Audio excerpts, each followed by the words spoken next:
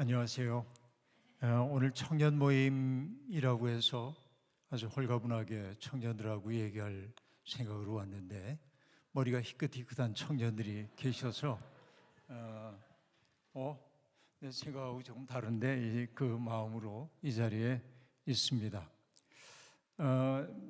우리 최윤철 목사님하고는 제가 한번 만난 적이 있더라고요.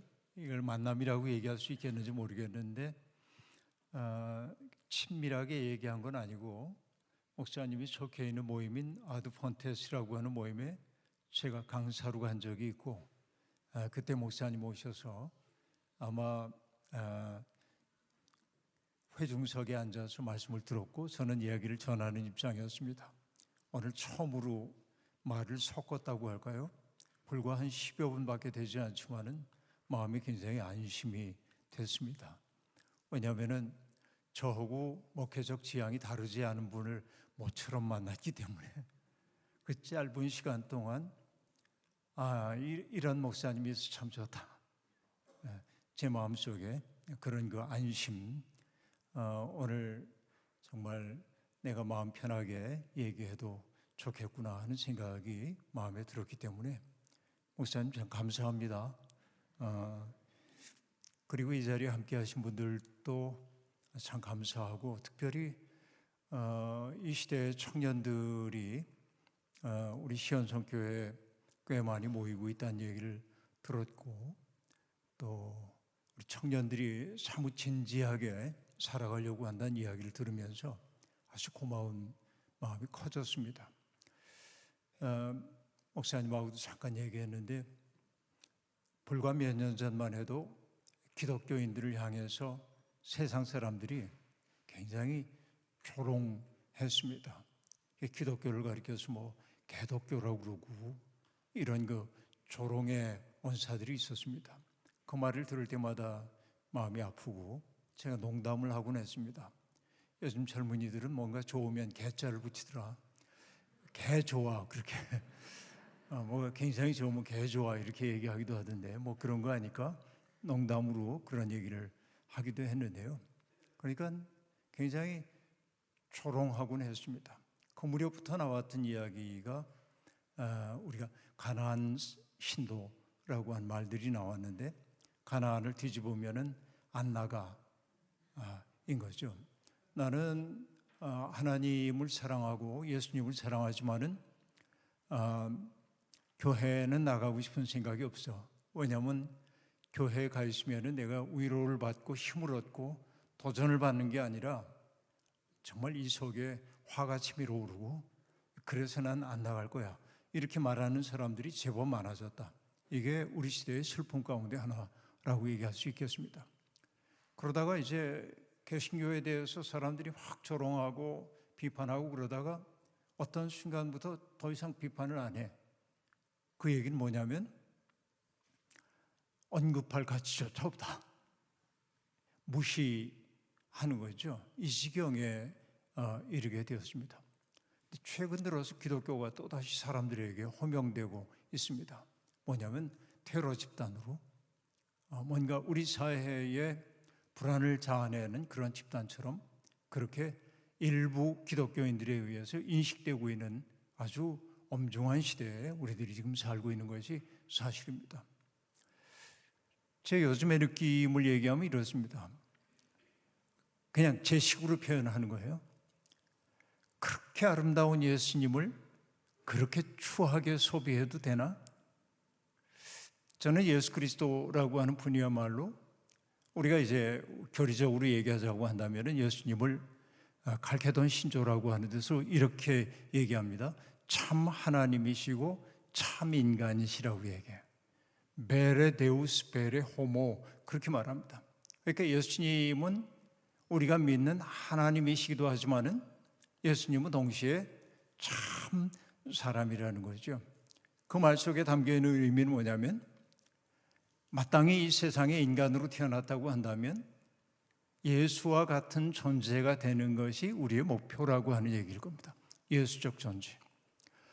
예수적 존재로 살아간다고 하는 것은 어떤 것일까? 이 생각을 오늘 우리가 해봐야 할 텐데 정말 예수 그리스도는 우리가 고백하는 것처럼 우리가 궁극적으로 도달해야 할 인생의 인간의 목표를 삶으로 보여주신 분인데, 그런 의미에서 참 인간이고, 그런 참 인간과 만났던 사람들이 마음속에 깊은 감동이 있기 때문에 이분은 하늘이 내신 분이야.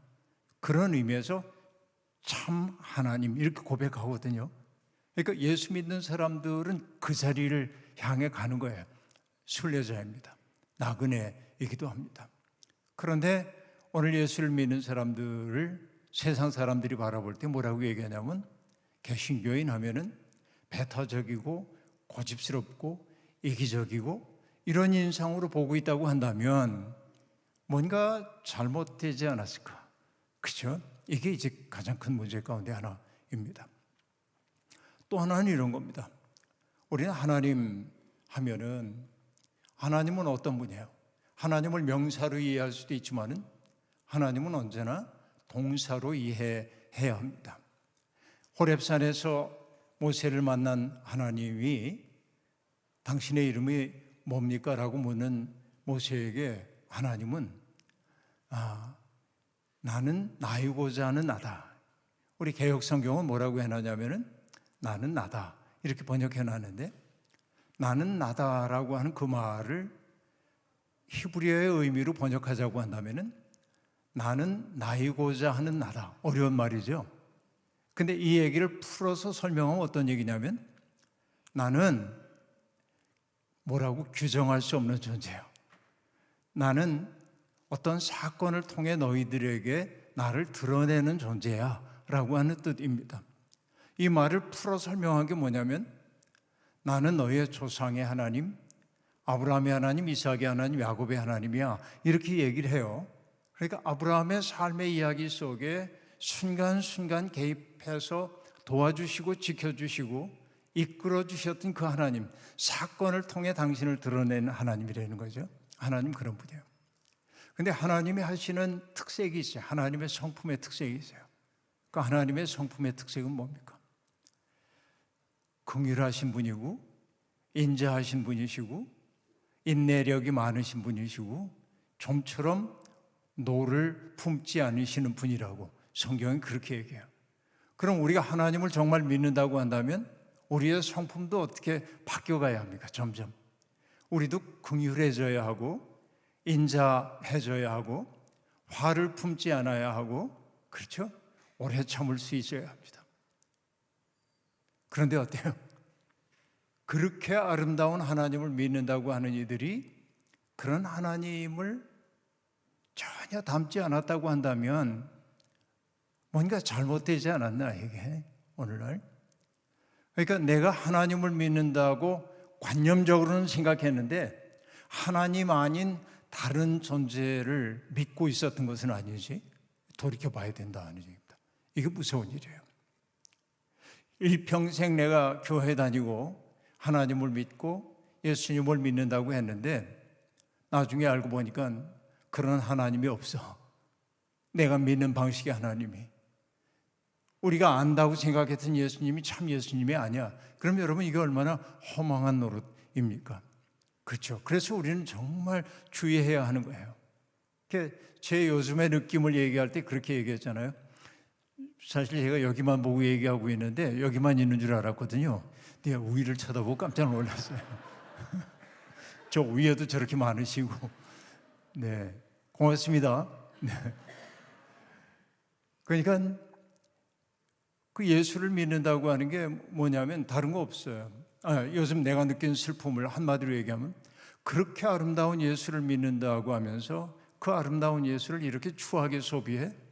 그렇게 크신 하나님을 믿는다고 하는 사람들이 정신의 그릇이 이렇게 좁아져 가지고 가시와 같이 지내고 있어. 이게 이제 제 슬픔이에요. 그러니까 여러분, 우리가 예수를 믿는다고 하는 것은 결국은 예수를 닮아가는 과정이어야만 합니다. 여러분, 제가 이제 아내하고 산 지가 이제 45년 가까이 됐는데요. 이제 곧 45년이 됩니다. 그런데 사람들이 저하고 아내를 보면은 듣기 좋은 말로 뭐라고 하냐면 두 분 닮으셨어요. 그렇게 얘기합니다. 근데 어떻게 보면 당연해요, 닮는 게.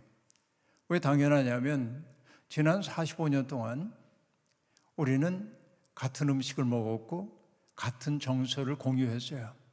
내가 슬플 때 그 사람도 슬펐고 내가 아플 때 그 사람도 아팠어요. 내가 분노에 사로잡힐 때 그 사람도 분노했어요. 그러면 여러분 닮을 수밖에 없죠. 감정이 공유되었는데, 그러면 여러분 우리가 하나님과 오랜 시간 동행했다고 한다면, 예수님과 동행했다고 한다면 우리도 좀 닮아야 하지 않겠어요? 하나님을? 내 정신의 그릇이 커져야 하고, 아까 하나님을 동사로 이해해야 한다고 말씀을 드렸는데, 하나님은 어떤 분이냐면 하나가 되게 하시는 분이란 말이에요. 동사로 이해하면 그래요. 하나님은 가르고 나누는 존재가 아니에요. 여러분, 제가 예배당에 조금 일찍 와서 우리 김성욱 목사님의 안내를 받아가지고 저 지하 공간에 옆에 있는 건물에 들어가 잠시 동안 앉아 있었습니다. 그 공간의 이름이 이음, 그 다음에 뭐예요? 그냥 이음.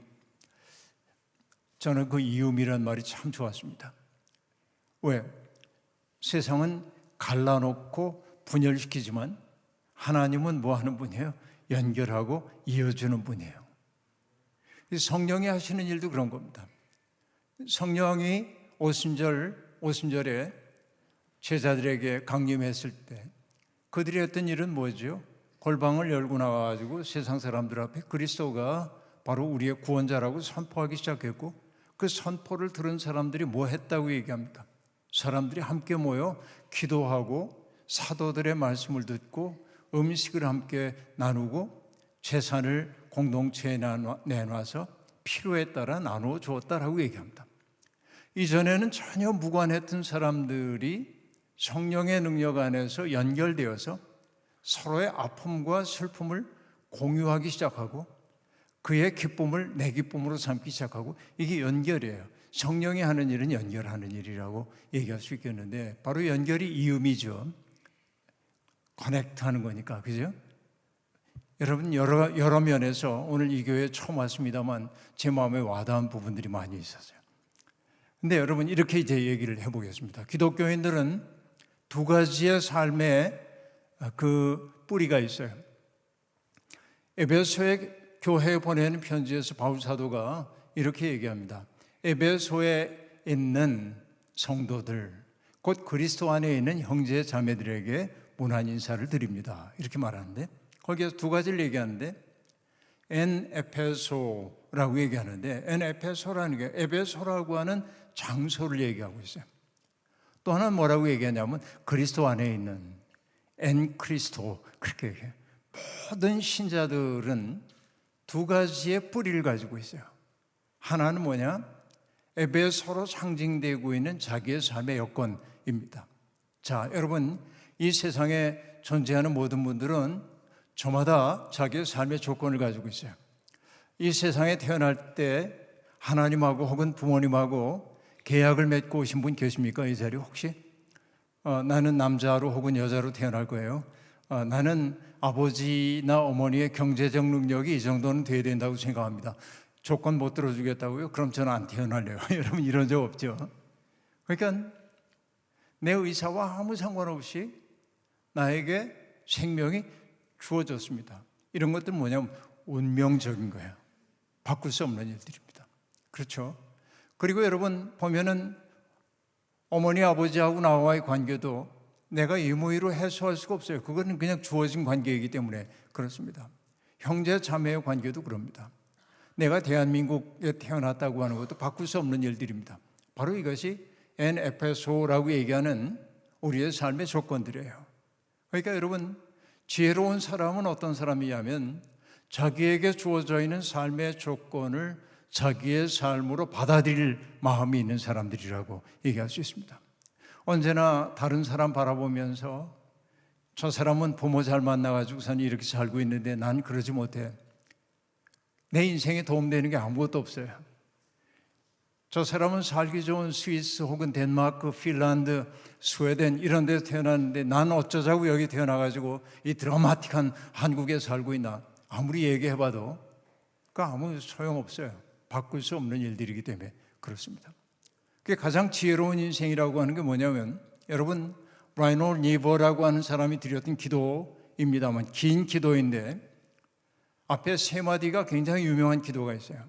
하나님에게 라이놀 니버는 이렇게 기도합니다. 하나님, 내가 바꿀 수 없는 일에 대해서는 그대로 받아들일 수 있는 평정한 마음을 제게 주시고, 내가 바꿀 수 있는 일에 대해서는 그것을 바꿔낼 수 있는 용기를 주시고, 세 번째는 뭐라고 하냐면 그 둘 사이의 차이를 분별할 수 있는 지혜를 주십시오, 이렇게 말합니다. 근데 많은 사람들이 바꿀 수 없는 것들 때문에 전전긍긍해요. 근데 여러분, 그냥 바꿀 수 없는 것은 내 삶으로 받아들여야 돼. 이게 이제 굉장히 중요한 거라고 얘기할 수 있습니다. 그렇죠? 누구 원망하지 말고 이게 내 삶의 조건이야, 그 속에서 받아들여야 돼. 이게 첫째예요. 둘째는 뭐냐면 엔 크리스토라고 얘기한 것처럼 우리의 실존은 결국 뭐냐, 그리스도를 향해 나아가는 데 있다. 그리스도 안에서 말이죠. 여러분, 영국의 시인인 17세기 시인인 존 다운이라고 하는 사람이 모든 인간은 섬이라고 얘기를 했는데, 이것을 이스라엘 작가인 아모스 오즈라고 하는 사람이 조금 번역시켜가지고 이렇게 얘기합니다. 모든 인간은 반도래, 대륙에 뿌리를 두고 바다를 향해 열려 있다고 얘기합니다. 근데 이게 두 가지를 지금 얘기하는 거예요. 우리는 이 세상에 있어요. 내 삶의 조건 속에서 삽니다. 그러나 우리에게 열려있는 세계는 어떤 세계예요? 바다야, 광대한 바다야. 그 바다를 기독교인은 우리는 뭐라고 얘기하냐면 바로 그리스도라고 얘기한단 말이에요. 그러니까 우리는 그리스도를 향하여 가는 사람들이에요. 지금 그리스도의 마음을 닮은 사람들이 되어야 한다. 이게 성도들에게 주어져 있는 굉장히 중요한 도전이라고 얘기할 수 있겠다 하는 얘기입니다. 그럼 여러분, 예수 그리스도는 어떤 의미에서 우리 모두가 도달해야 할 분일까요? 여러분, 제가 성경을 읽으면서 매우 좋아하는, 그러나 마음속에 언제나 자책을 느끼고 있는 성경 구절이 하나 있습니다. 요한복음에 등장하는 말씀인데 이런 겁니다. 나의 일은, 예수님은 당신의 일을 이렇게 얘기합니다. 아버지께서 내게 이끌어 주신 사람 가운데 하나도 잃어버리지 아니하고 마지막 날에 영생을 얻게 하는 것입니다. 이렇게 말하는데, 평범해 보이는 구절이지만 저는 이 대목을 보면서 깊은 감동을 느낍니다. 어떤 얘기냐면, 예수님은 물론 내게 아버지께서 내게 이끌어 주시는 사람으로 지칭된 사람들은 예수님의 제자들을 일단은 얘기한다고 봐야 하지만, 그러나 예수님의 생 전체를 보자고 한다면은 주님은 오늘 당신의 눈앞에 있는 사람 하나하나를 누구로 여겼냐면 아버지가 내게 이끌어 주신 사람으로 여겼다 하는 얘기입니다.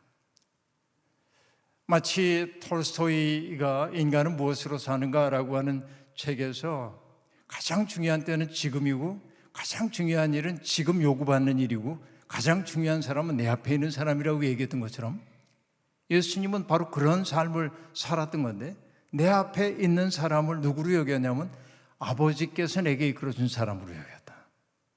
그런데 여러분, 예수님 앞에는 어떤 사람들이 있어요? 병든 사람도 있고, 귀신 들린 사람도 있고, 사람들에게 무시당한 사람도 있고, 그렇죠? 요한복음 4장에 보면은 수가성 우물가에서 과거에 5 남편을 두었던 그 쓰라림을 안고 살고 있는 여성도 있고요, 행실이 나쁘다고 사람들에게 손가락질 당하던 사람들도 있고요, 그렇죠? 나병 환자라고 해가지고 사람들이 불결하며 멀리하던 사람들도 있고요. 그런데 예수님은 바로 그분들 하나하나를 누구라고 여겼다는 겁니까? 아버지께서 내게 이끌어준 사람으로 여겼다. 이게 여러분 놀라운 일 아닙니까? 그러면 여러분 생각해 보십시오. 오늘 제가 최 목사님하고 처음 이렇게 만났습니다만, 오늘 이후에 제가 좋아할 것 같아, 목사님을. 그 느낌이 있었어요. 왜냐하면 제가 최 목사님보다는 조금 나이가 많습니다만 그래도 같은 시대를 살아가고 있다고 얘기할 수 있겠는데, 이렇게 열린 마음을 가진 목사님을 만난 마음이 너무 좋아. 근데 어느 날 내가 이렇게 있는데 누가 전화를 해가지고 얘기하는 거예요. 목사님, 시온성교회 최 목사님이 목사님을 찾아가 보라고 제게 연락을 주셨어요. 그이가 내 앞에 왔어요. 그러면 여러분, 내 앞에 있는 그 사람은 그 사람으로 내 앞에 있지만 누구와 더불어 있는 거예요? 최 목사님과 함께 있는 거예요. 그럼 내가 최 목사님을 존중하고 존경하고 아낀다고 한다면 이 사람을 내가 함부로 홀대도 될까요? 안 그러지요. 어떻게 해야 합니까?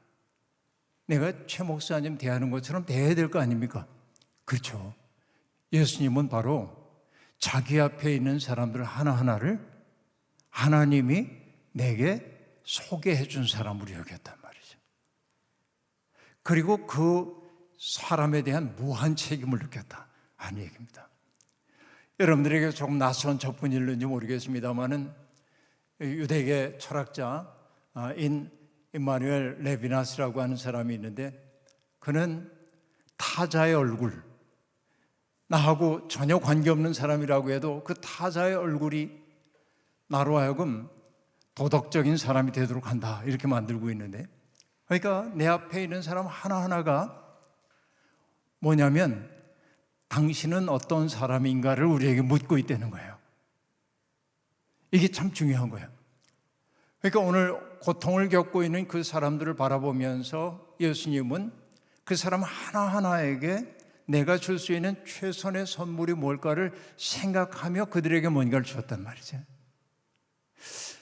요한복음 9장에 보면은 날 때부터 앞을 보지 못하는 사람이 있는데 제자들이 그 사람을 두고 예수님에게 질문을 합니다. 예수님, 이 사람이 앞을 보지 못하게 된 것은 이 사람의 죄입니까? 그 조상들의 죄입니까? 자, 질문 속에 이미 그들이 가지고 있는 편견이 있어요. 이 사람이 앞을 보지 못한다, 이것은 죄의 결과이다. 그들이 알고 싶은 것은 누구의 죄 때문에 이 사람이 이렇게 됐을까? 그렇죠? 그러니까 이미 이 사람은 죄인으로 규정됐어요. 근데 예수님은 얘기합니다.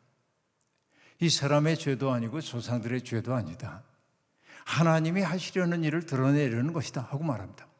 자, 오해하지 말아야 할 것은 하나님이 하시는 일을 멋지게 드러내기 위해서 이 사람을 불행하게 만들었다는 뜻이 아니에요. 그 말은 어떤 얘기일까요? 질문의 방향을 바꾸자. 이 사람이 누구의 죄 때문에 이렇게 됐냐고 묻지 말고 이 사람에게 우리가 어떻게 하는 것이 하나님을 가장 영화롭게 하는 일일까? 질문의 방향을 바꾸자는 거예요. 그러고 나면 여러분, 그 사람이 소중한 사람이 되기 시작하는 거예요. 이게 예수님의 삶의 방식이에요. 그러니까 우리가 예수님을 믿는다고 하는 것은 결국 어떤 것입니까? 제자들과 똑같은 눈을 가지고 우리가 살았어요. 이 사람이 이렇게 술주정뱅이인 것은, 이 사람이 이렇게 가난한 것은, 이 사람이 이렇게 병든 것은 누구의 죄 때문일까요? 이렇게 사람들이 묻는다고 한다면 예수 믿는 사람들은 달리 물어야 돼.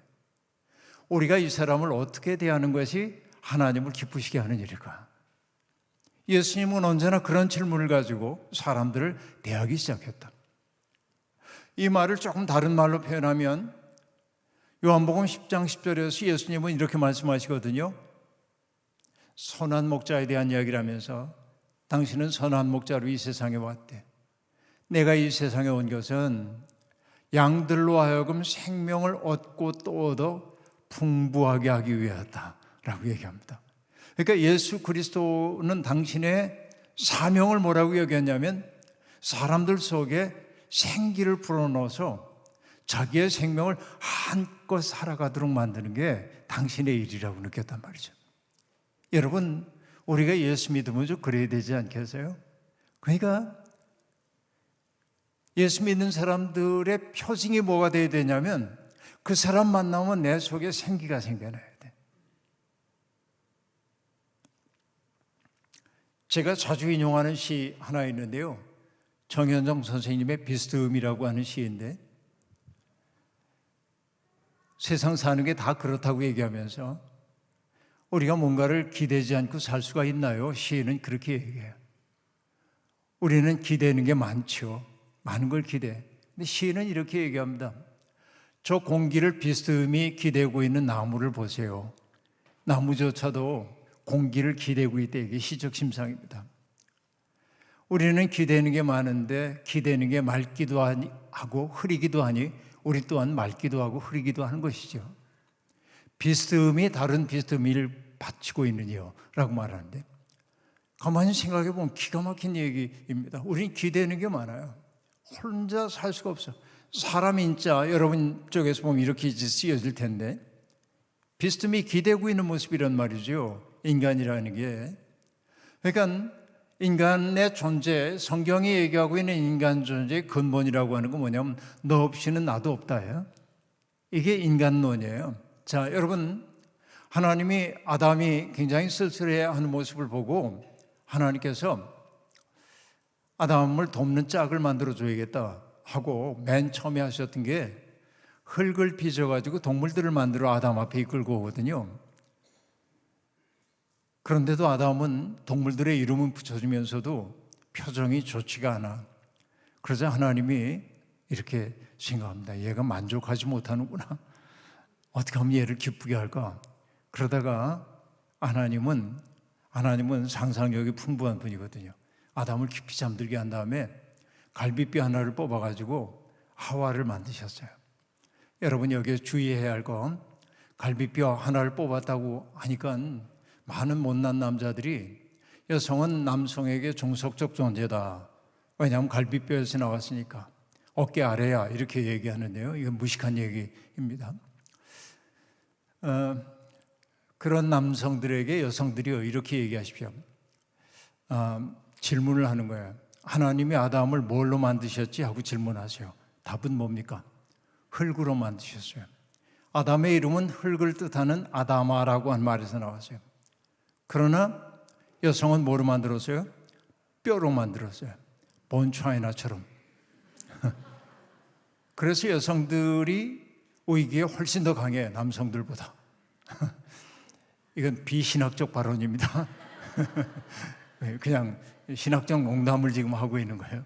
그런데 여러분, 메소포타미아 문명권에서 발행했던 문명권의 수메르 문명, 아카드 문명에서 갈비뼈라고 하는 말은 생명을 나눈 사이, 절친한 친구, 그런 뜻이에요. 그러니까 그 단어를 끌어다가 쓰고 있는 거예요, 지금. 그러니까 어떤 얘기예요? 모든 인간은 생명을 나눈 사이다. 다시 얘기하면 어떤 얘기입니까? 너 없이는 나도 없다. 나의 존재 근거는 바로 너다. 어렵게 얘기하면 그런 거예요. 여러분, 이게 아주 시적인 비전으로 드러나는 게 뭡니까? 세번역에 의하면은 하와를 처음 본 아담이 노래를 부르잖아요. 뭐라고 노래를 부릅니까? 이제야 나타났구나 이 사람. 뼈도 나의 뼈, 살도 나의 살. 남자에게서 나왔으니 여자를 하리라. 이 시잖아요. 근데 여러분, 뼈도 나의 뼈, 살도 나의 살, 이건 소유 관계를 얘기하는 게 아니에요. 그 말은 너 없이는 나도 없다. 너의 슬픔이 나의 슬픔이다, 이런 거예요. 이게 잘 안 다가오면은 여러분이 옛날에 나왔던 드라마, 어른들을 많이 봤을 텐데 다몬가 하는 드라마에서 그런 대사가 나오거든요. 아프냐? 나도 아프다. 아프냐? 나도 아프다. 저 사람이 아픈데 왜 내가 아파요? 서로 분리된 몸 아니에요. 근데 왜 아파요? 사랑으로 연결되어 있기 때문에 그렇습니다. 사랑하기 때문에 그의 아픔이 내 아픔으로 다가오는 거예요. 우리 자식 키우면서 경험했어요. 아이가 열이 펄펄 끓고 그러면은 부모는 밤잠 못 자면서도 얘 때문에 내가 잠도 못 자는 그런 부모 하나도 없어요. 뭘 합니까? 찬물을 가져다가 수건을 짜가지고 애 이마에 올려주고 또 뜨거워지면 또 짜고, 그러면 결국 뭐라고 얘기합니까? 차라리 내가 아프면 좋을 것을. 그의 아픔을 내게로 가져오려고 하잖아요. 이게 바로 사랑이죠. 인간의 근본은 뭐냐? 사랑이란 말이죠. 너 없이는 나도 없어요. 생각해보면 그렇습니다. 우린 기대고 사는 거예요. 여러분, 내 아내가 행복하면 나도 행복했어요. 왜? 기대는 존재가 행복하니까. 내가 사랑하는 사람이 고통을 겪고 있으면 나 또한 고통 겪는 거예요. 그래서 저는 얘기해요. 여러분, 가장 큰 이웃사랑이 뭔지 아십니까? 가장 큰 이웃사랑은 다른 거 없어요. 내게 기대오는 사람이 나 때문에 조금 더 좋은 사람이 되도록 하는 거예요. 내가 맑아져야 돼. 내가 깨끗해져야 돼. 내가 따뜻해져야 돼. 내가 부드러워져야 돼. 그래서 나와 만나서 그의 존재가 좋아지도록 살아야 된단 말이죠. 그 삶이 바로 예수 그리스도가 우리에게 보여주신 삶이에요. 예수 그리스도가 우리의 모든 죄를 다 대속했다고 우리는 흔히 얘기합니다. 그럼 여러분, 대속의 신학적 개념이 뭘까 이거 가지고 자꾸 따지고 그래요. 근데 저도 이것 때문에 신학적으로 고민 많이 했어요. 그런데 은혜를 경험하고 나니까 확 알아졌어. 그 말이 뭔지. 그 말이 뭐냐면 이런 거예요. 이건 나의 고통이라고 생각했는데 주님의 은혜의 세계 속에 내가 들어가고 나니까 주님이 나와 함께 그 고통을 겪고 계신 걸 내가 알았어. 내 마음의 아픔을 내가 안다. 내가 겪고 있는 그 서름을 내가 안다.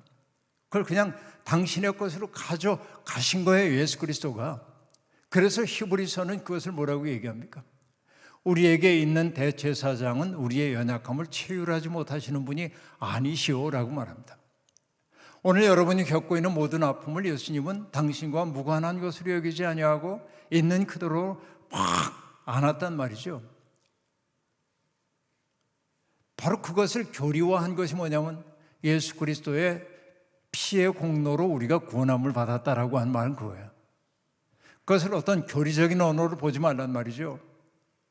주님은 우리의 고통을 당신의 것으로 가져오는 거예요. 우리는 어떻습니까? 내 고통을 누군가에게 주어서 내가 맑아지려고 하지만 주님은 거꾸로 우리의 고통을 당신의 것으로 삼아서 함께 겪어내심으로 우리와 관계를 만들어 가죠.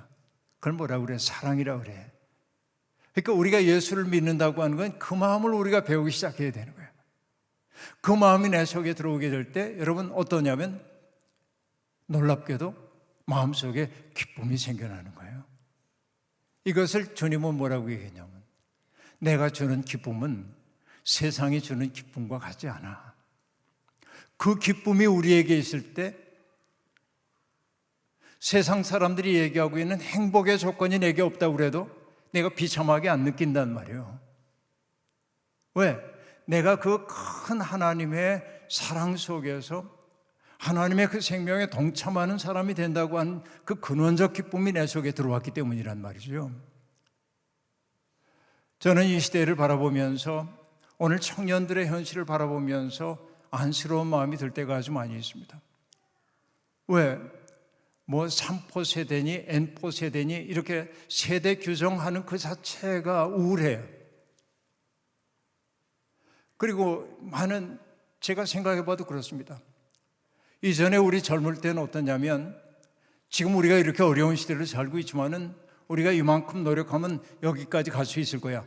이 희망이 우리를 살게 했는데 오늘의 젊은 세대들은 아무리 노력해봐도 내 부모의 세대만큼의 삶을 우리가 누릴 수 없을 거야 하는 우울함이 그들에게 있단 말이죠. 그러니까 누군가를 원망하게도 된단 말이죠. 세대를 원망하고 누구누구 때문이라고 말하고 난 그냥 마음대로 살 거야 이렇게 얘기하기도 합니다. 그러나 여러분 우리에게 주어져 있는 인생이 얼마나 신비한 생인지 모릅니다. 생각해 보면 그래요. 제가 오늘 얘기하다 보니까 몇 분까지 얘기하는지를 잊어버렸어. 대충 끝내야 할 시간이 된 것 같은데 좀 조절을 하도록 하겠습니다. 얘기를 이렇게 얘기할게요. 한마디로 얘기하면 이런 겁니다. 여러분 이 우주 공간에 별들이 얼마나 많은지 아세요? 우리 태양계에 행성들이 있잖아요. 수, 금, 지, 화, 목, 토, 천, 해 8개의 남매가 있습니다. 명왕성, 과거에는 명왕성도 행성이었지만은 행성의 지위를 지금 잃어버리고 말았는데 우리의 지구로부터 해왕성 궤도까지의 거리가 대략 65km 그 정도가 되는데요. 굉장히 멀죠? 태양계만 해도 굉장히 크잖아요. 인간의 상상을 불허합니다. 그런데 우리가 속해 있는 은하계 속에 우리가 이 은하에 태양계라고 하는 별에 속해 있잖아요. 우리가 속해 있는 은하계 속에 태양과 같은 별이 몇 개쯤 되냐면 수천억 개의 태양이 있어요. 우리 은하교회는. 근데 여러분, 더 재미있는 건 뭐냐면 우리가 속하는 은혜 같은 은하가 이 우주에 얼마나 많냐면 수천억 개의 은하가 있어. 그런데 우리가 속하는 은하에서 가장 가까운 데 있는 은하, 여러분도 이름을 아는 곳이거든요. 거기가 모른다고요? 여러분 아세요. 얘기하면 알 거예요. 안드로메다입니다.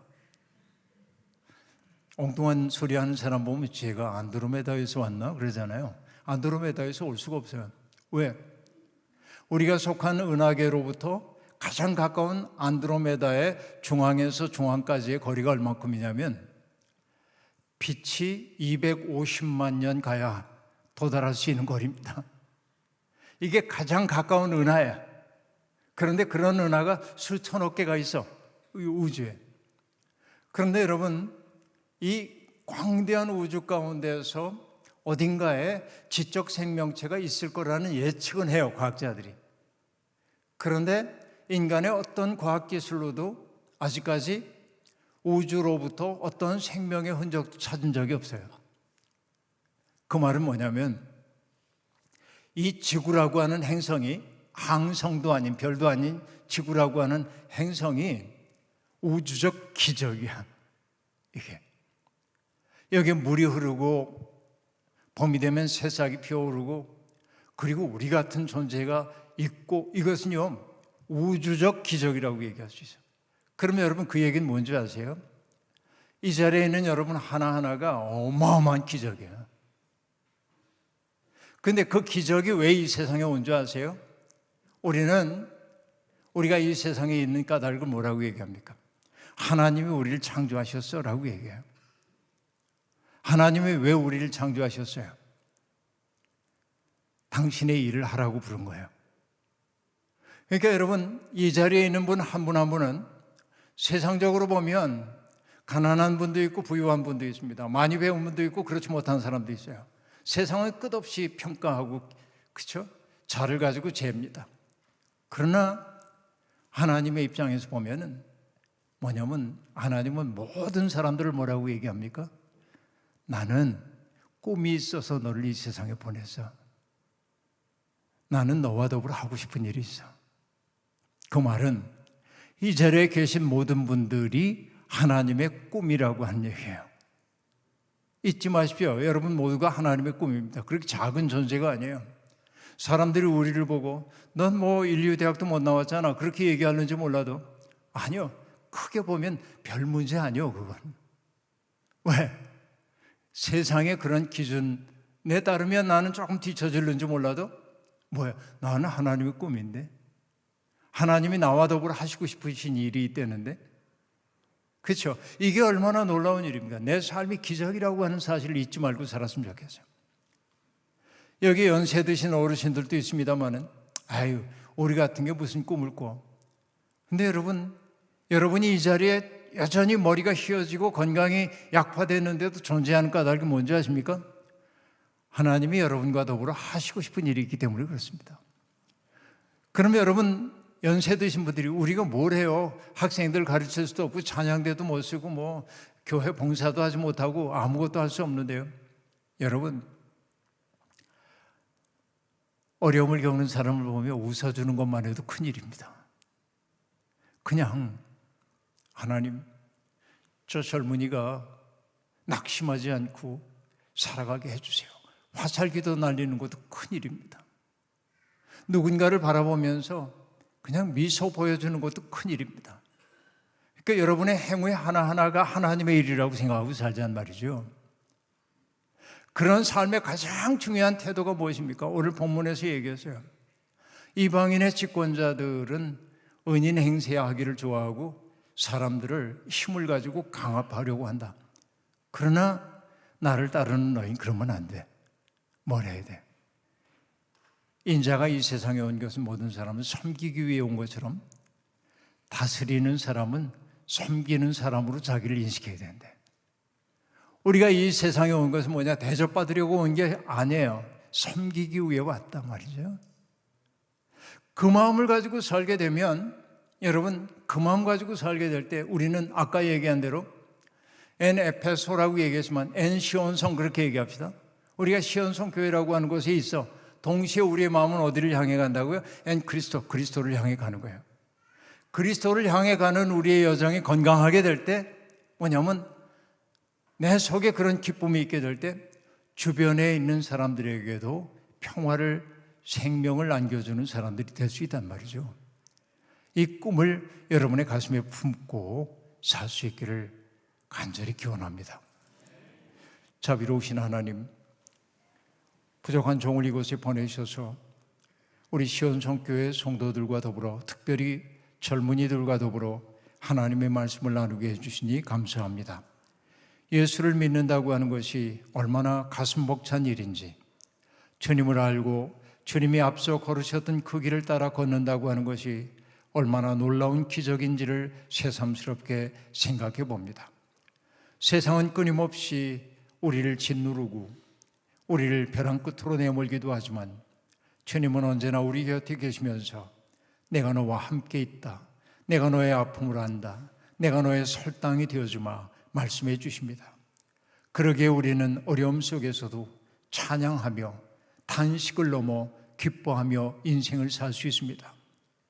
이 교회에 속해 있는 모든 지체들 한 사람 한 사람이 하나님의 꾸밈을 잊지 말게 도와주시고 생명 붙어있는 날까지 그리스도를 닮기 위해 치열한 순례의 여정 지속하도록 인도해 주옵소서. 예수님의 이름으로 기도하옵나이다. 아멘. 목사님 질문 있습니다.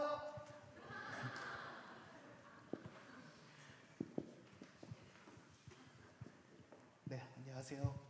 네, 갑자기 나오셔서 당황스러우셨을 텐데 우리 교회에 무슨 저런 놈이 다 있나 이렇게 생각하셨을 수도 있을 것 같아요. 다행히 목사님께 미리 말씀된 연출이었다는 점 참고 부탁드리고, 목사님 이쪽에 앉아주시면 저희가 30분 정도 Q&A 진행하도록 하겠습니다. 이쪽에 앉아주시면 됩니다. 네, 오늘 30분 정도 김기성 목사님과 Q&A를 진행할 시온성교회 청년 장태양입니다. 반갑습니다.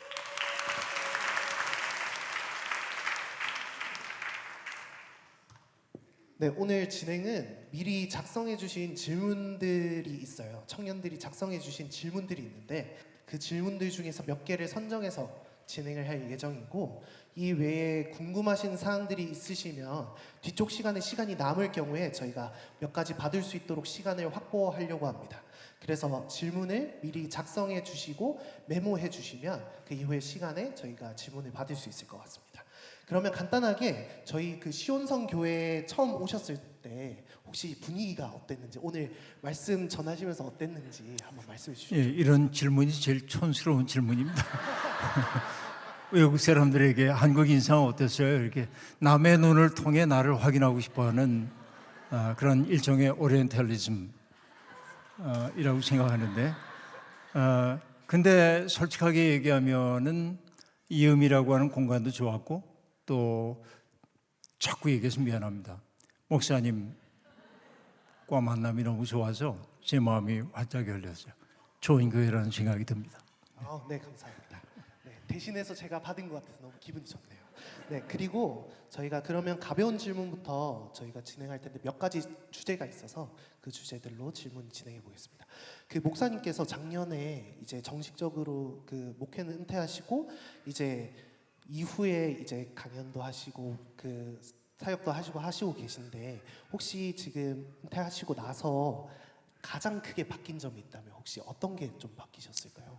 네, 이제 무거운 책임감을 내려놓았기 때문에 홀가분한 마음이 있는데, 그런데 현장을 떠난 사람으로서 느끼는 안쓰러움이 있습니다.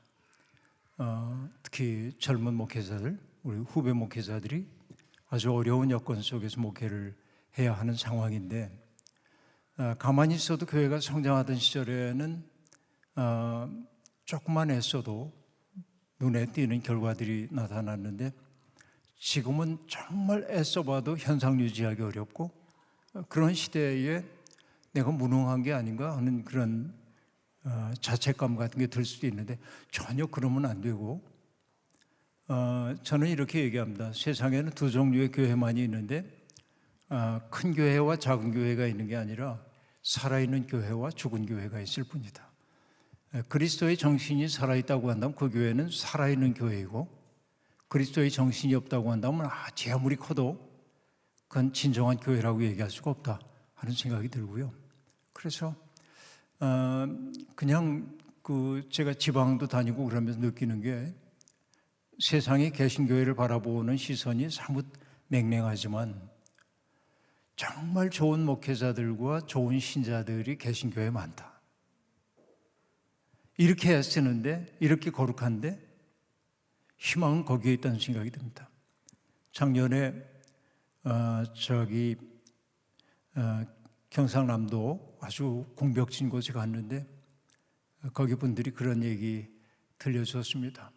자기 교인 둘밖에 없는데 할머니 두 분인데 올봄에 할머니 한 분이 돌아가셨고, 올여름에 광주에 사는 따님이 와서 어머니 혼자 계시면 안 된다고 모셔가서 교인이 하나도 없대.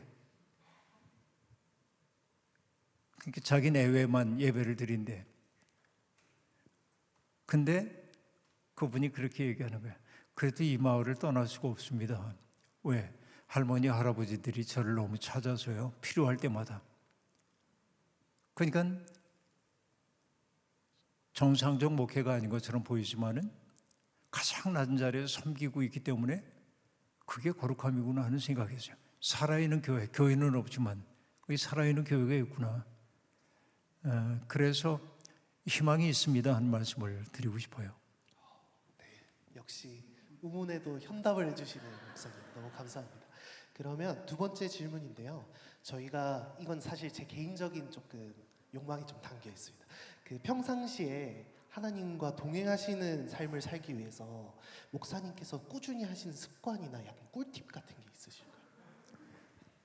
이런 것도 이제 굉장히 애매한 질문인데 왜냐하면 목사들이 하는 상투적인 대답이 있거든요. 시간을 정하고 기도하고 성경 읽고 묵상하고 이제 그런 것들이 있죠. 물론 굉장히 중요합니다. 제가 이제 후배들에게도 얘기하는데요. 젊은 목회자들에게 이렇게 얘기해요. 남자들이 푸시업을 하는 것은 10개쯤 하는 것은 아무 문제도 안 돼. 아무리 운동 능력이 없어도 10개쯤은 다 해요. 그러니까 시시하게 생각합니다. 10개 정도 푸시업 하는 것은. 그런데 어느 스포츠 생리학자가 제게 얘기했어요. 365일 10개씩 푸시업을 한 몸과 안 한 몸은 전혀 다른 몸이래. 중요한 게 뭐냐면 삶의 루틴을 꾸준하게 채워가는 일이 삶을 건강하게 하는 일이라는 생각을 해요. 아무리 내 영혼이 메말라도 정해진 시간에 기도도 하고 묵상하고 이 루틴이 튼튼해져야 우리의 삶이 든든해진다 하는 생각을 하고 있고, 그리고 저는 이제 하나님이 창조주라고 하는 고백을 그냥 하나님이 세상을 만드셨어 이 객관적 사실을 바라보면 안 되고, 하나님이 세상 모든 것을 만드셨다고 한다면 여기에 있는 꽃 한 송이도 하나님이 만드셨다고 본다면 이 꽃 한 송이가 내게 하는 말이 있을 거야. 그렇죠? 하나님이 만드셨다고 한다면 하나님의 숨결을 느낄 수 있잖아요. 근데 여러분 그 느낌은 어디에서 옵니까? 하나님의 작품을 정밀하게 봐야 하잖아요.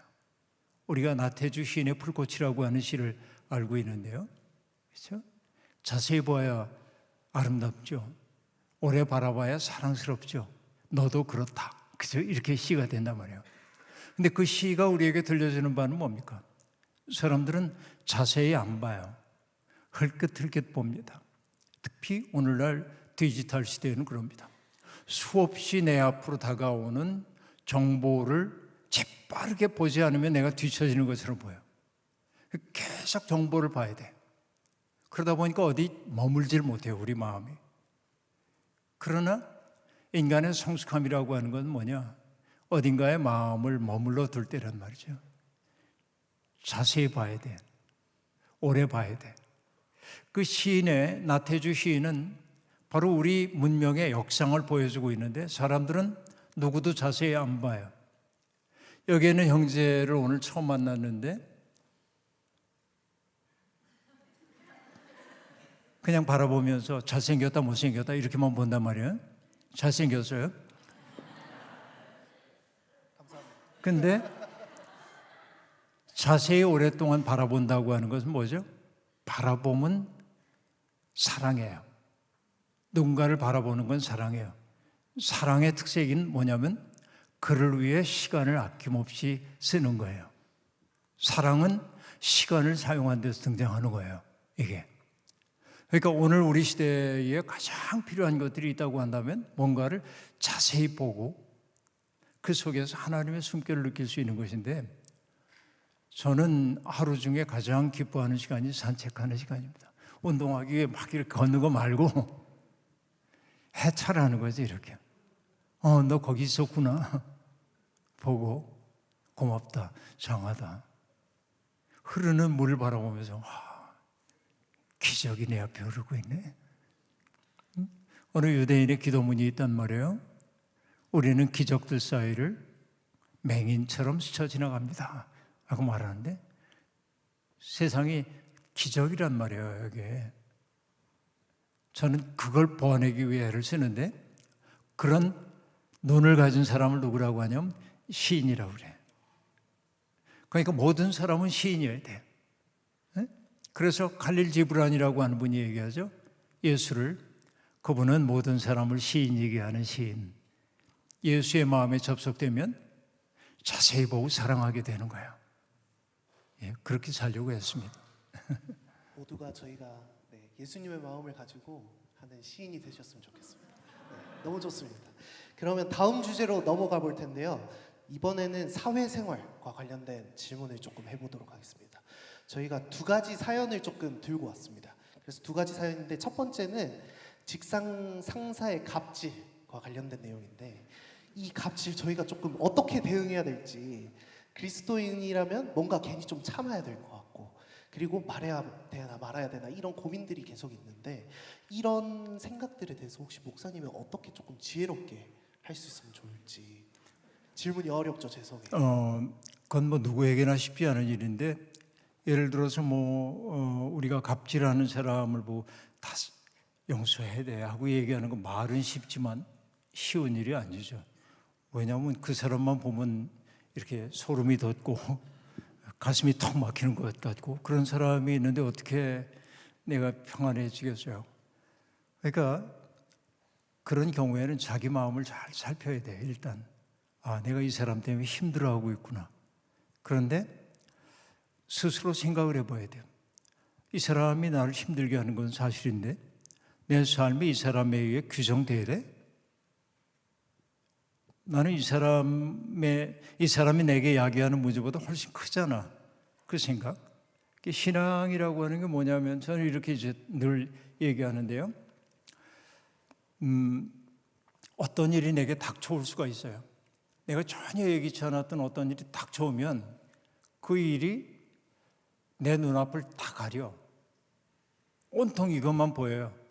그 경험을 우리는 눈앞이 캄캄하다 그래. 눈앞이 캄캄해지면은 아무것도 할 수가 없어요. 무기력해져요. 갑질하는 사람 만나면 우리 마음이 그렇게 되죠. 근데 이제 그냥 이렇게 눈앞이 캄캄하다가도 시간이 조금 지나면서 시간적 거리, 정서적 거리가 좀 생겨나면 이렇게 좀 떨어져서 바라보면 이것도 있지만은 다른 것들도 보여요. 그러고 나면 이 문제가 내게 어떻게 다가오냐면, 이 문제가 힘들긴 한데 그 문제가 나를 무너뜨릴 만큼 힘든 문제는 아니야. 이게 그렇게 큰 문제 아니야. 그 생각. 그리고 여러분, 저는 늘 그렇게 상대화시켜가지고 바라봐야 할 필요가 있다고 생각을 하고요. 그래서 내가 그 사람에 대한 마음이 조금 달라지면 그도 나를 대하는 태도가 달라질 거라고 하는 생각이 이제 늘 있는데, 이건 내 경험이기도 한데 경험을 지금 여기에서 얘기할 수는 없고요. 이게 참 신기한 게 뭐냐면은, 내가 그 사람을 그 마음속에 용납을 하고 그리고 그를 인격적으로 대하려고 할 때 그 사람도 변화되는 것을 우리가 경험하게 되는데 이게 이제 중요해요. 근데 참 다행인 게 뭐냐면 예수님이 우리에게 내 원수를 사랑하라고 그랬지 내 원수를 좋아하라고 한 적은 없거든. 근데 좋아한다고 하는 건 뭐야? 즉각적인 감정이란 말이죠. 호불호가 있어요. 좋은 건 괜히 좋은 거예요. 그 사람은 괜히 좋은 거야. 사랑은 뭐냐면은 의지가 들어가는 거예요. 내가 그 사람을 긍휼히 여기고 사랑해야 하고 사랑할 수 있어요. 그래서 그가 나를 힘들게 하긴 하지만 나는 그 사람이 제기하는 문제보다 내가 훨씬 크다는 사실을 먼저 생각해야 하고 그리고 그조차도 사랑해야 할 대상으로 바라보기 시작할 때 그와 나 사이에 어떤 날카로운 것들이 녹아지는 것을 경험하게 되는데 내가 그에 의해 휘둘리지 않는다는 거 그것을 날카로운 방식이 아닌 부드러운 방식으로 보여주는 것들이 굉장히 필요한 태도라는 생각이 들어요. 그러나 역시 어려워. 너무 공감이 되는 것 같아요. 너무 좋습니다. 그리고 두 번째 사연인데요. 저희가 마케팅 관련해서 하시는 분이신 것 같아요. 그래서 현실에서 마케팅과 영업처럼 이제 거짓이나 과장이 당연시 되어야 되는 그런 직업들이 있는데 우리가 신앙인이 그런 직업을 가질 수도 있는데 이런 분들은 저희가 조금 어떻게 조금 지혜롭게 살아야 될지라고 적어주셨거든요. 제가 보면서도 참 어려웠는데 목사님께서는 어떻게 생각하실지 궁금해서 여쭤봅니다. 사실 이제 지금 현업에서 마케팅하는 분들이 고민을 하고 있지만은 여러분은 더 큰 세계관 속에 작은 일부로 일하고 있을 뿐입니다. 그러니까 광고를 생각해 보면 이 시대의 광고는 우리나라의 초창기의 광고들을 보면은 이게 우리의 삶에 왜 필요한지 이것을 사용하면 어떻게 편리한지에 대한 이야기를 했단 말이죠. 제품의 실용적 가치를 우리에게 알려주는 정보를 보여주는 게 광고였습니다. 활명수를 먹으면 배탈이 사라져요 이런 식이에요. 근데 지금은 그런 광고 없어요. 이미지 광고입니다. 그 얘기는 뭐냐면 지금은 우리의 소비의 패턴이 바뀌었다는 거예요. 뭐냐, 나에게 필요한 것을 찾는 게 아니라 남들과 나를 구별할 수 있는 기호를 소비하는 시대란 말이죠. 그러니까 우리가 브랜드 명품을 사용하는 까닭도 그렇죠? 남들과 나를 구별해 주기 때문이고 그러니까 돈이 주인 노릇하는 세상은 끝없이 뭘 해야 하냐면은 내가 이것을 구매했어. 이걸 구매하고 한 달, 두 달, 세 달 이렇게 충분히 누리게 하질 않아요. 구매하는 순간 이 제품보다 더 좋은 제품이 나와서 신상을 구매하지 않으면 내가 비참한 것처럼 느끼게 만들어야 돼. 이걸 뭐라고 얘기하냐면 불만족을 만들어내므로 자본주의 세상은 작동되는 거예요. 그러니까 여러분 이 광고를 하고 있는 사람들이 그 시대의 가장 큰 셀럽들입니다. 스포츠 스타라든지 드라마에서 최고 인기를 끄는 사람들 또 최고의 가수 이런 사람들이 다 광고 모델들입니다. 왜? 광고가 노리는 건 뭐예요? 저 사람을 카피해야 한다는 거지. 우리는 그 카피의 욕망 속에 살아가고 있습니다. 그러니까 지금 그런 고민을 얘기하고 있는 분들은 그런 거대한 이 자본주의 세상에서 어떤 한 부분에서 일하면서 고민을 하고 있는 거지. 그런 고민 자체가 훌륭하고 가급적이면 정직하려고 애를 써야 되고 정 내 양심을 괴롭히는 일이라고 한다면은 그 일로부터 벗어나게 해달라고 하나님께 기도해야 합니다. 감리교회 창시자인 존 웨슬리 목사님이 경제에 대한 이야기를 할 때 세 가지를 얘기했어요. 할 수 있는 한 많이 벌어라. 또 할 수 있는 한 많이 저금해라. 할 수 있는 한 많이 나누어 줘라 하고 얘기합니다. 그런데 많이 벌라고 얘기할 때 뭐라고 얘기냐면 정직하게 노동해야 하고 나의 건강 해치지 않는 방식이어야 하고 다른 사람에게 해를 끼치지 않는 방식으로 다양하게 돈을 벌어야 하지만은 거기서 지켜야 할 윤리에 대한 이야기를 했단 말이에요. 그런데 오늘 내가 돈이라고 하는 게 지상적 가치이기 때문에 그 가치를 구현하기 위해서 내 양심에 괴롭히는 그런 일들을 지속적으로 하기는 어려워요. 지속할 수 없다고 한다면 내가 손해를 감수하면서도 하나님 앞에 떳떳한 인생을 살기 위해 조금 경제적으로 어려운 삶을 택해도 내가 행복할 수 있을지, 그렇지 않을지에 대한 생각을 해야 하고, 그러나 all or nothing으로 가지 말고 나름대로 내가 이 속에서는 정직하려고 애를 쓰고 고객들을 배려하려고 애를 쓰는 그 과정으로 나아가는 게 어떨까 하는 생각이 들어요. 이 주제는 저도 사실 생각을 못 해봤는데 이런 주제로 뭔가 질문을 주신 분이 누구신지 모르겠지만 정말 감사합니다. 너무 좋습니다. 그러면 다음 주제로 가볼 텐데요. 저희가 그 목사님 자료를 제가 열심히 찾아보다가 기후 위기와 관련된 내용을 조금 보게 됐어요. 그래서 목사님께서 사실 평소에 기후 위기에 대해서 좀 관심이 많으신 걸로 저희가 알고 있는데, 혹시 저희가 그럼 신앙인으로서 이 기후 위기를 어떻게 좀 바라보면 좋을까요? 예,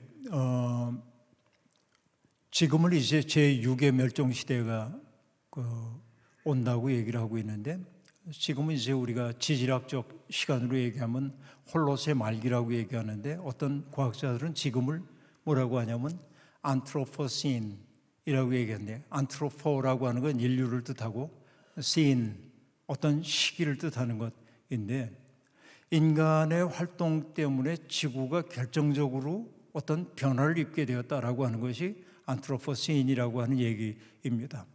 어떤 이들은 그것을 영국의 산업혁명이 일어났던 18세기로부터 비롯된 것으로 보기도 하고, 어떤 이들은 급격한 산업화가 일어났던 20세기 중반 이후를 안트로포신의 어떤 그 시기로 보기도 합니다. 어떤 분들은 안트로포신이란 말이 적절치 않다고 얘기하면서 카피탈로신이란 말을 쓰기도 하는데, 자본세라고 말하는데, 그러니까 이 자본의 욕망, 이익을 극대화하려고 하는 인간의 욕망, 그 욕망이 빚어낸 세태라는 것이죠. 그래서 여러분 보면은 2019년에는 여러분 아시다시피 호주에 산불이 나가지고 6개월 이상 불타올랐고, 그래서 수억 마리의 짐승들이 죽임을 당하고, 또 미국의 서부 지역에 산불이 나가지고 꺼지지 않고 캐나다 산불 나고, 전 세계에서 기후위기가 아주 대규모로 등장하기 시작하는 것을 알 수 있습니다.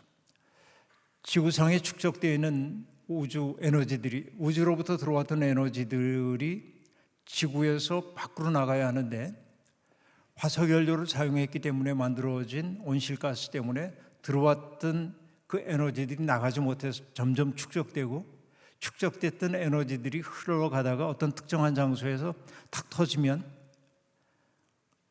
홍수가 되기도 하고, 그리고 극한의 추위로 찾아오기도 하고, 그래서 우리는 다 알아야지 지구가 몸살을 앓고 있다고 하는 거죠. 이게 그래서 과학자들은 2030년까지 산업혁명 시기로부터 1.5도 이상 기온이 올라가게 되면은 그때를 뭐라고 하냐면 티핑 포인트. 인간은 돌이킬 수 없을 만큼 인간이 통제할 수 없는 상황으로 지구가 갈 거다. 그렇게 얘기하고 있습니다. 이게 현실입니다. 이것은 분명한 현실이에요.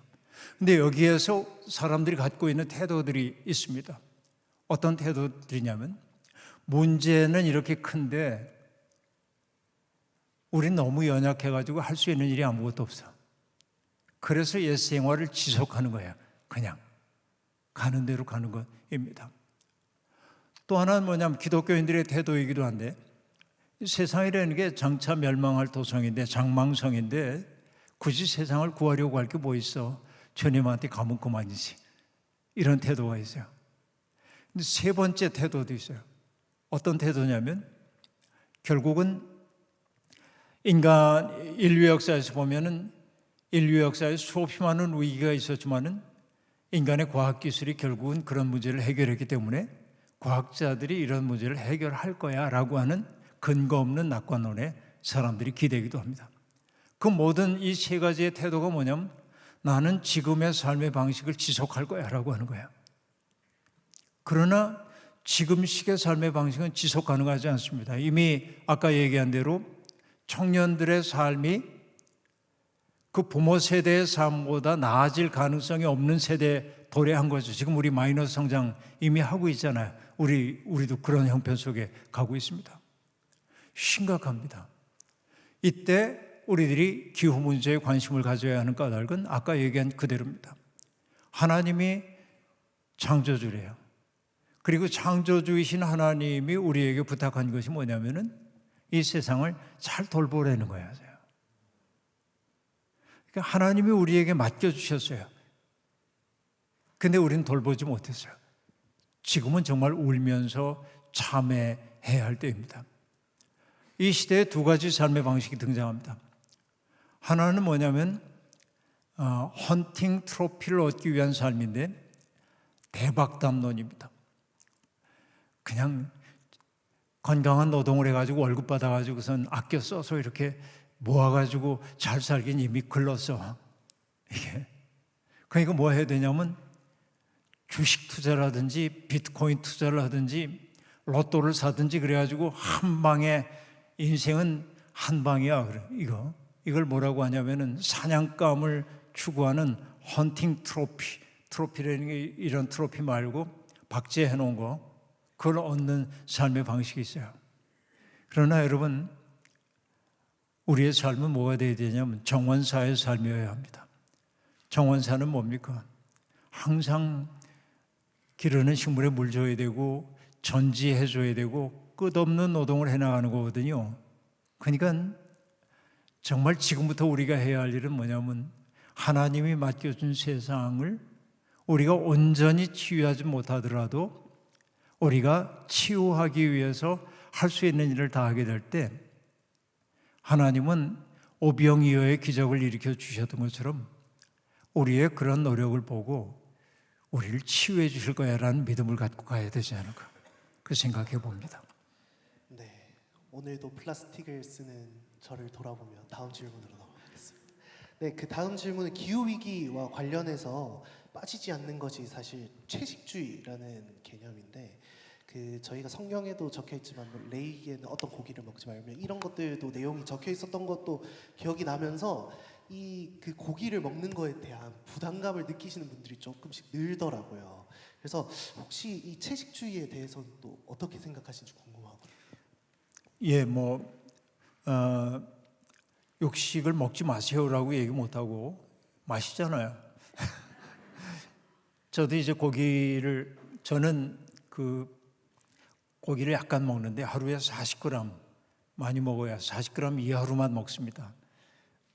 그러니까 아주 조금 먹어야 하는 건데 사실은 이제 인간에게 육식이 허용된 것은 노아 시대 이후라고 보면 되겠습니다.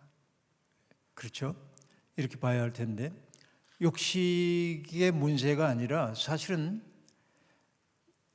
땅에서 나는 채소나 이런 푸성기들은 에너지를 많이 잡아먹지 않고 우리에게 먹거리로 다가옵니다. 그러나 고기를 만들기 위해서는 육고기를 만들기 위해서는 어마어마한 에너지를 사용해야 하고 그리고 보다 많은 사람들이 누릴 수 있는 공간을 육고기를 만들기 위해 사용하는 경향이 있기 때문에 기후위기 시대에 가급적이면 채식을 지향하는 것은 기후위기에 대응하는 하나의 방식일 수 있겠다 하는 생각을 하고 채식이 자기 마음에 들고 난 그렇게 가야겠다면 그대로 가세요. 그러나 중요한 건 뭐냐면 그러지 않은 사람을 정죄하는 눈빛으로 바라보지 말아라. 저분은 자기 나름대로의 방식으로 살고 있구나 하고 여유 있게 봐야 되지 함부로 하지 말고 그러나 이제 아주 의도적인 소비 나는 지구 환경을 생각해서 육식보다는 채식을 가급적이면 할 거야 라는 태도를 갖는다고 한다면 신앙인들에게 그건 바람직한 태도이긴 하겠다 하는 생각을 갖습니다. 네, 감사합니다. 그러면 이제 마지막 주제인데 이제 인간관계에 대한 주제입니다. 그래서 저희가 삶을 살아가면서 사실 정말 쉽지 않은 것 중에 하나가 인간관계인 것 같아요. 그래서 목사님께서 말씀해주신 그 잘잘법에 나오는 얘기 중에 제가 차용을 잠깐 해보자면 나의 존재, 태도, 말씨, 표정이 누군가의 마음속에 상처를 주고 있지 않는가에 대해서 점검을 해봐야 된다고 말씀해 주셨던 그 영상이 있었습니다. 그래서 이게 정말 쉽지 않은 거를 많이 느끼고 있고, 특히 이제 타인이 저를 괴롭히는 경우에는 더 그런 마음이 들기 쉽지 않은 것 같아요. 그래서 이런 상황에서는 그 앞에도 말씀해 주셨지만 저희가 어떻게 하는 것이 조금 바람직하고 건강한 생각일까요? 이제 이런 질문을 하지만 답은 자신들이 알고 있거든요. 그렇게 하고 싶지 않을 뿐이지. 근데 이제 우리 시대가 굉장히 사나워졌잖아요. 사람들이 사나워졌습니다. 배려가 가장 인간적 태도인데, 너를 위해 내가 조금 불편해지는 것을 감수하겠다라고 하는 게 배려이고 사랑인 것이죠. 내가 누군가를 존중하고 아낀다고 한다면은 내 멋대로 할 수가 없죠. 그래서 저는 서슴없이 행동하기보다는 조금은 좀 머뭇거리는 태도가 우리에게 필요하다 하는 생각인데, 이것은 이제 그 프랑스의 사상가가 했던 이야기이기도 한데요. 어떤 얘기냐면은 hesitation, 영어로는 그렇게 얘기하는데 hesitate, 망설이는 거예요. 쭈뼛거리는 거예요. 그러니까 조금 내가 함부로 말하지도 않고 함부로 처신하지도 않는 거죠. 그게 뭐 이제 제 나이가 이제 70이 됐습니다만은 저는 아직 이제 지하철 타면은 노인 사고는 절대 안 갑니다. 그냥 아직은 제가 젊은 사람이라는 생각 때문에 자리가 없어도 늘 이제 서서 지내긴 하는데, 근데 보면은 사람들이 너무 그 지나칠 정도로 대결적으로 다가오는 경우가 많이 있어요. 난 절대 손해 보지 않을 거야. 이건 내 권리야. 그런데 여러분, 그냥 아까 얘기한 대로 서로를 좀 긍휼히 여길 수 있는 마음의 여백이 있으면 참 좋겠다. 그냥 좀 이쁘게 봐주면 좋겠다. 참 좋다. 애쓴다. 그러면서 누군가를 위해서 좀 여백을 열어주는 일들이, 근데 그게 어디에서 생겨나냐면 내가 누군가에게 사랑받을 때 그게 가능한 거예요. 저는 교회를 뭐라고 생각하냐면은 서로가 서로에게 고향이 되어주는 사람들이 교회라고 생각하는데, 이 교회에서 여러분들이 경험해야 되는 게 뭐냐면, 여긴 내가 나답게 있어도 괜찮아. 우리 교인들이 나를 나답게 받아줘. 내가 나답게 있는 것을 허용하는 것을 뭐라고 하냐면 환대라고 그래요. 적대감이 넘치는 세상에서 나를 환대해 주는 사람이 있는 곳에 있다는 건 얼마나 큰 힘인지 모릅니다. 여러분, 여기에서 환대를 경험한 사람들이 각자의 삶의 자리에 나가서 다른 이들에게 조금씩 공간을 열어주고 그가 자기답게 있을 수 있도록 여백을 만들어갈 때 우리 사회는 조금은 나아지지 않을까 하는 생각이 드네요. 네. 역시 우문에도 정말 현답을 주시는 목사님께 박수 한 번만. 네. 저희가 이제 거의 마무리하려고 하는데요. 저희가 질문을 받을 시간이 사실 시간이 그렇게 많지 않을 것 같아서 혹시 한 개 정도 질문을 받아보려고 하는데, 만약에 한 개 없으시면 제가 질문하도록 하겠습니다. 그래서 질문 혹시 있으시면 손 한번 들어주시면 저희가 마이크 아마 가져다 드릴 것 같아서 네, 손 한번 들어주시면 될 것 같습니다.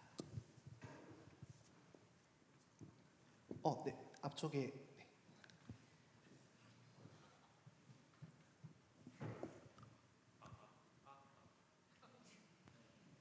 네. 네, 좋습니다.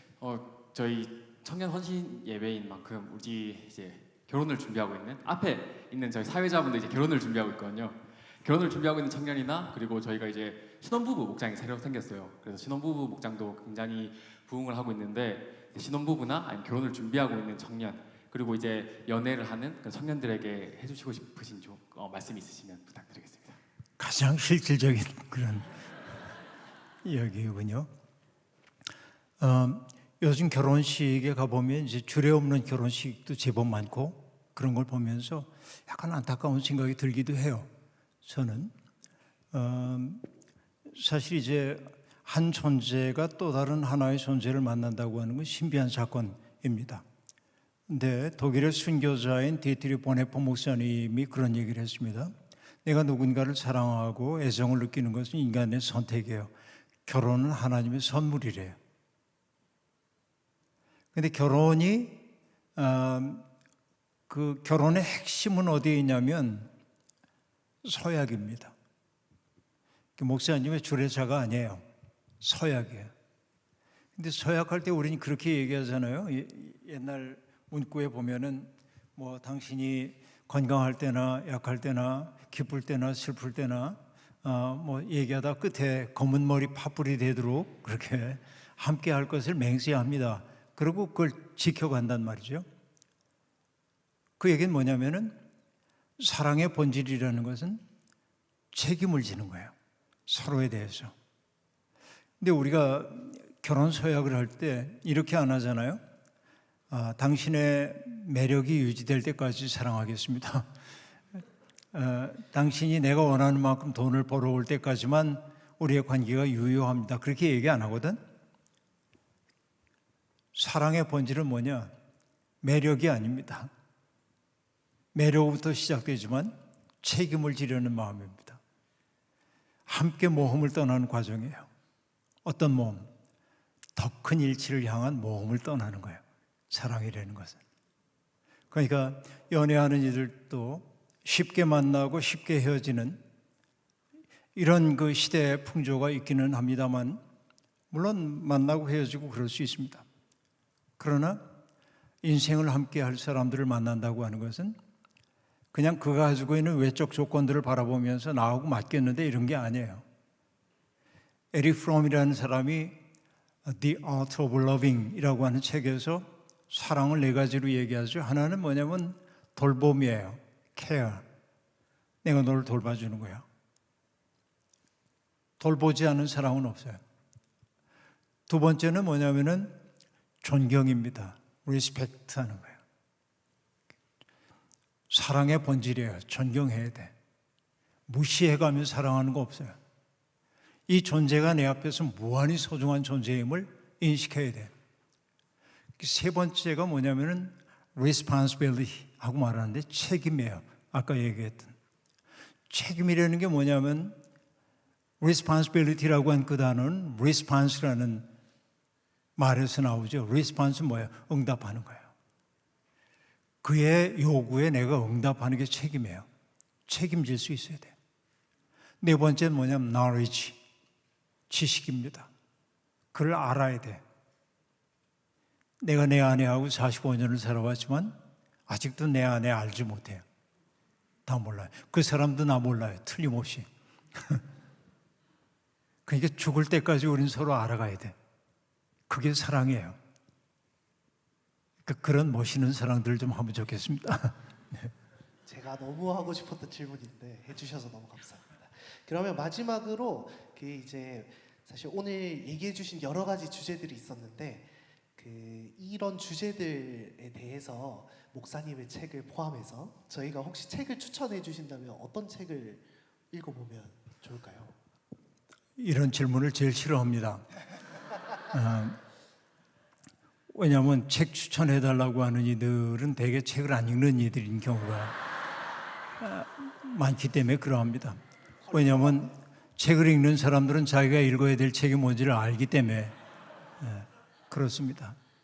간편한 어떤 책 이런 거를 요구한다고 한다면 그런 거 별로 추천하고 싶은 생각이 없고 그러나 그래도 굳이 그냥 최근에 내가 읽었던 책 가운데 그 책 참 좋디다라고 하는 건 신앙적으로도 균형 잡혀 있고 또 인간의 삶의 본질을 깊이 통찰해 가고 있는 책인데 미국 작가인데 레이첼 헬드 에반스라고 하는 작가가 있는데 40대 젊은 나이에 세상을 떠납니다. 근데 그가 썼던 책이 깊은 감동을 주고 그랬는데 그 출판사에서 제게 온 마음 다하여라고 하는 책의 원고를 보내면서 그 책을 보시고 목사님이 레이첼 헬드 에반스에게 편지를 좀 써주시면 어떨까요? 그래서 제가 그 책을 읽고 이미 세상을 떠난 레이첼 헬드 에반스에게 편지를 썼습니다. 온 마음 다하여. 그 책은 굉장히 많은 생각거리를 던져주고 믿음 생활한다는 게 뭔지에 대해서 많은 거 알려주지 않을까 싶어요. 네. 네, 감사합니다. 이번에는 꼭 끝까지 책을 읽어보도록 하겠습니다. 네, 너무 좋은 말씀 잘 들었고요. 말씀해주신 내용들을 저희가 잘 새겨서 저희 시온성 교회 성도님들께서 저희가 큰 깨달음이 되셨으면 좋겠습니다. 지금까지 설교부터 Q&A까지 긴 시간 좋은 말씀해주신 우리 목사님께 다시 한번 박수 한번 부탁드리고 마무리하겠습니다.